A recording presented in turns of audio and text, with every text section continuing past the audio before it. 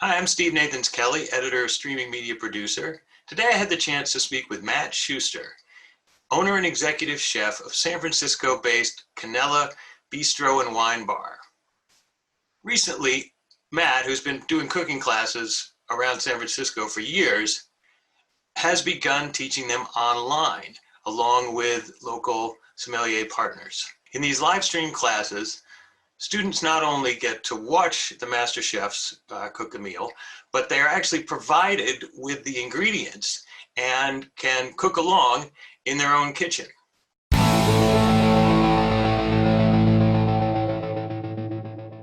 At first, when I read about what you were doing, I thought, well, maybe they're just kind of telling them what to do, and then they go do it on their own. But you were actually providing them with the ingredients, and it seems like doing just about everything you would do in a normal class, where they end up with a meal that they've cooked at the end. From the old days, there are two kinds of cooking classes. There's, like you said, there's the kind that is a demonstration style where you just watch and you taste from the final dishes, and then there's the kind that you cook along. It's called like a hands-on, style versus a demonstration style. And so pretty much it was just those two types of classes. There really wasn't much in between. And in the online world, it lends itself so much more to demonstration that you really do have, there's a whole nother level to it to add the cook along at home. And so that's what we did. And I think, actually, to tell you the truth, I think for because that was our first one, I think that we were more inclined to do the demonstration style, I think, if I remember correctly. And then, so the person we did the class with, Leslie Sabraco, she's a host, Check Please Bay Area, and it's on our local PBS affiliate, KQED. And we've done classes with her here at the restaurant, but this one, I think, was her nudging to get the folks to cook at home. And we were a little hesitant, I think, but it went really well.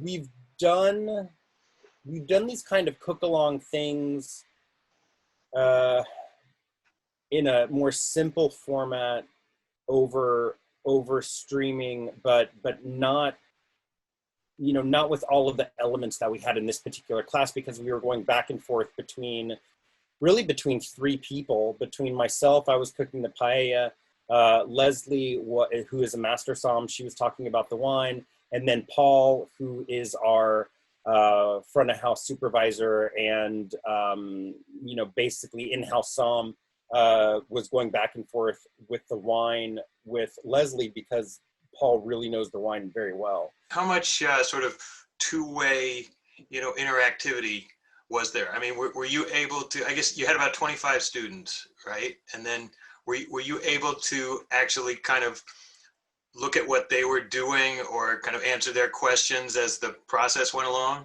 Yeah, so we had somebody here, one of our staff was moderating, and she was monitoring the chat. And when she would get questions, she would insert them into places where either Leslie or Paul or myself could answer the questions. So, and that I think is a really important part of it. It keeps the connection between the people at home and the presenter. Otherwise, you're just kind of presenting into a void. And in the days when we would do the live cooking classes, people have questions. They want to get answers to their questions in the moment, and so it's still important to recognize that. So tell me a little bit about the camera setup, and how many, I guess you had 3 cameras. So tell me a little bit about the setup and sort of how you kind of strategically planned the shots, so that people could really see what you were all doing.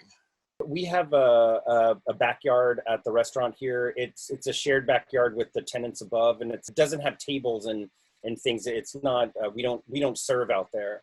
So we have a tent that we put up back there, and then we made two stations that, one side was the cooking side and one side was the wine side.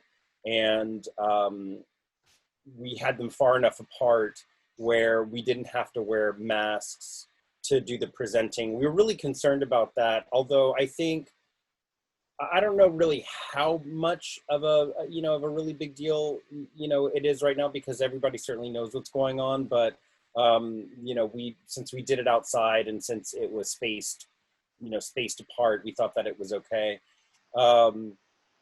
So we had one camera on the wine presentation, one camera on the food presentation, and then one close-up camera on the burner that we were cooking the paella. I have a friend who does this for a living, and he's the one who's been guiding me through, which equipment to buy. And he was the one who ran all the equipment. He set up and ran all the equipment. He had all the cameras and I think at that point, 3 wireless mics going into the Zoom, going into the ATEM Mini. And then he was running OBS. He was recording. He was switching cameras, and he was adjusting the sound. So he was really just, he was operating everything from his station. And I was glad we ended up having a separate chat monitor or Zoom monitor, because he wouldn't have been able also to keep an eye on questions or anything really customer related or student related. He was just solely doing the equipment. And it was good. It was fine. We were 3 presenters in a space for 2, which is just kind of how it worked out. So I would dip out when the paella was cooking. I would kind of dip out, and then Paul, our in-house wine guy, would kind of dip into my space, so him and Leslie could talk about the wine while the paella was cooking. And it was fine. Paul had his mic, I had my mic. Mine would go off and his would go on, and it was good. It was our first one doing in that scenario, and even there is a budget to all of this, so we can't just buy equipment forever. So we started with the 3 cameras. If we need to get another camera, we could get another camera. And maybe we would, for having 3 presenters, it may be easiest to have 1 camera on each versus, 2 people switching out with 1 camera. But it really, it didn't make that big of a difference, because my friend Steve, who's running the equipment, he could cut to Leslie while Paul and I were changing places. So it wasn't such a big deal. The hardest thing is the COVID rules. That is more challenging than I think the equipment limitations. It's really the trying to keep all the people separate. You were in a space where you had enough room to do that, right? It just was a matter of conforming to where the camera. Yeah, there were 5 of us, so we had to be spread out outside in a larger space than we would have done had it been non-COVID time, and we decided to get into this. We would have all crammed into the back part of the restaurant, and it would have been fine. And so it sounds like the cameras were all on tripod. They were all stationary. Yeah. So you were really able to have just the 1-person video crew, not somebody moving around. In order to make this a profitable model, obviously the more labor we have, the more expensive that the price would be for the students. So if I needed to hire a crew of 3, then that makes the cost of the class really almost double or triple So, and they're already paying for ingredients and wine. So there's really a limit, I think, to how much people, want to pay for something like this. So we have to figure out how to, economize it as much as possible, but by still giving them an experience that is beyond just a regular Zoom call. Did you get any feedback from the students just about how it went for them and anything that kind of might inform how you do it going forward? Yeah, the feedback was great. People had a really great time. Honestly, I think one of the key things is the chat moderator getting those questions out to the presenters, and which is another thing. If you're, if everybody's on a Zoom call, then everybody can see the chat. But once you take somebody, away from their computer screen, then they really need like a human relay. And I think that is, I think that's really one of the key parts. We didn't want to do this over Zoom originally because, and we looked at different things. We looked at Twitch. We looked at Zoom. We looked at doing it through, there was another platform, and I can't remember the name, but we looked at several platforms.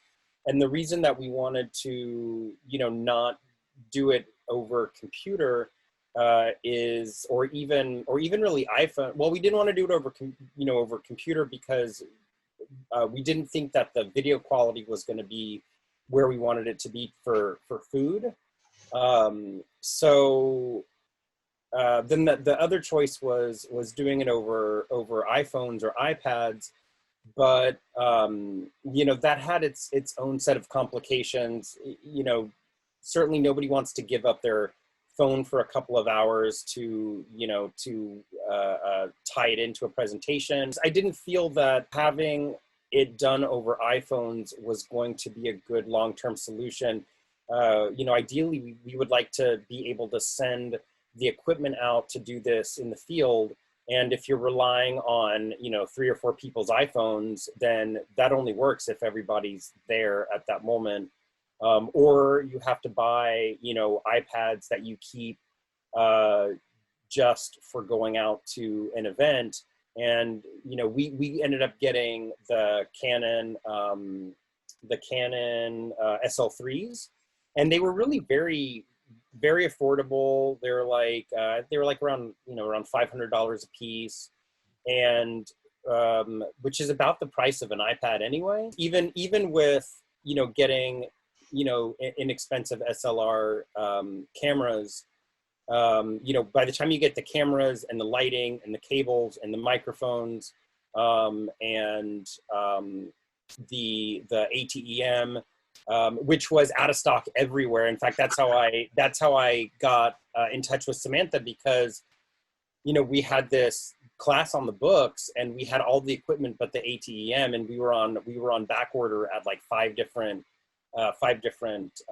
retailers. But we ended up getting 2 on the same day, because Lucky you. two ended up shipping, and I ended up actually giving one to Steve for all of the help that he's been doing.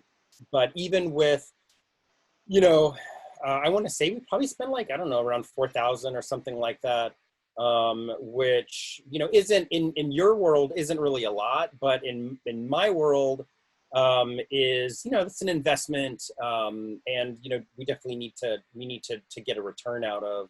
We also wanted something that we could train our staff to use, and we could, that hopefully, as Steve goes back to work more and more, that we can learn to take on the operations ourselves, and not really need to hire a tech every time we do something. Like I said, I really like to do my research in these things, and a buddy of mine who teaches improv, they were all the improv world was all moving all of their classes, because it's very heavily class based, for improv, folks who practice improv. And so all of the improv community is moving online, and that is a field that has a lot of interaction between, you know, students and between student and teacher, and a lot of breakouts, and so, you know, he was suggesting, you know, one set of equipment that he was using, and you know, there, I think what at some point, and I forgot who brought it up first, you know, as we were kind of hashing all this out, was, you know, well, you're doing food. And so food needs, it needs more than a webcam. And so, and I'm really glad, because there is a lot more, I think, customization that you can do with having a freestanding camera, you know, versus a freestanding webcam. Yeah, and there's nothing more unappetizing than badly photographed food. Well, and now that everybody has, you know, like an iPhone or an Android, even, you know, your grandma's food photography can look good, but the video hasn't really quite caught up. You know, I guess I didn't even, you know, and I didn't even really think about that fact that most webcams that are in everybody's laptops that they're using are all pretty bad. They're terrible. So it's really, people now have that expectation that food images are to look a certain way. So you can't, you can't even think about using a webcam for food, because they're comparing it to the photos on their own phones, you know, and you know, I'm in food as my business, and I really didn't think about the fact that my personal phone photography would blow out of the water, you know, anything that I would stick in front of my Mac laptop camera. And so in terms of visuals or the flow of the class, were there any kinds of cooking shows online or on TV that you kind of took as a model, or were you really just trying to adapt what you've done in person to? You know, as far as the flow goes, you know, Steve was great. He had us put together run a show, you know, and of course that's your best guess, right? We were most concerned about the communication flow from presenter to presenter. If we were doing a cooking show for the first time, if we were doing a cooking demonstration for the first time, it would have added a whole lot more complexity and a whole lot more uncertainty. So since Leslie and myself and Paul, since we've all presented in the past in the live world, we weren't really thinking about that part of it as much. And we've all done TV, and certainly Leslie does TV, you know, on a daily basis, and she has a couple shows now. And so she's really, I mean, she is, you know, she's the same on the camera as off the camera. And she's a master som. So it's, thankfully, all of that stuff we weren't really worried about.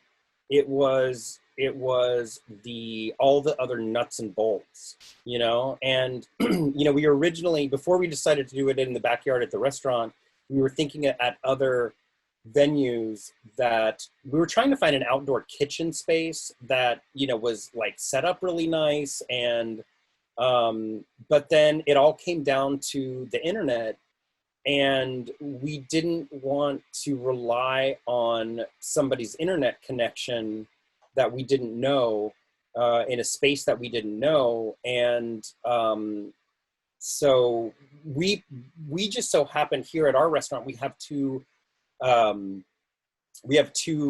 internet providers for redundancy for our point of sale. And that, to me, you know, once I started thinking about that, was a better selling point for making it work here, because if of all of the pieces of the puzzle, if your internet goes down, you know, for whatever reason, then you're dead in the water. The whole thing is dead. So so I would say, like if I was looking for a place to film these things in this current world, I would look for a place that has some kind of like, internet streaming redundancies where you would feel comfortable, that's the bottom of the pyramid. I mean, that's the most important thing. People in my business and people in your business like a lot of control, Right. and so you look for that scenario that you can balance control with, what's realistic and what's not realistic. But yeah, I mean, really, the switcher was one of the pivotal parts of the equation. And if you don't have a switcher, then you're really tied to one camera, and then it turns into, everybody walking up and, presenting their dish like this, and like, here's the dish, and, and it's just weird. Well, yeah, it's really the difference between a professional looking show that reflects well on your restaurant and your business and Exactly. looks amateurish, Exactly. And I had started a podcast a couple years ago interviewing chefs, and my biggest concern was that, I was going to get an interview with a high profile chef, and then the product was not going to sound or look professional. And so I did a lot of research for that. And for that, there's like a whole nother set of equipment, and of course none of the equipment is the same, and the microphones are completely different microphones, and of course I have like 5 of those kinds of microphones that we couldn't use for this kind of show, because those microphones pick up everything, which is what you don't want in the video, in the video style. But there is a point where if you get your equipment set up and it's too complicated, then you can't use it. So there has to be a usability aspect of it for people who don't do this every day.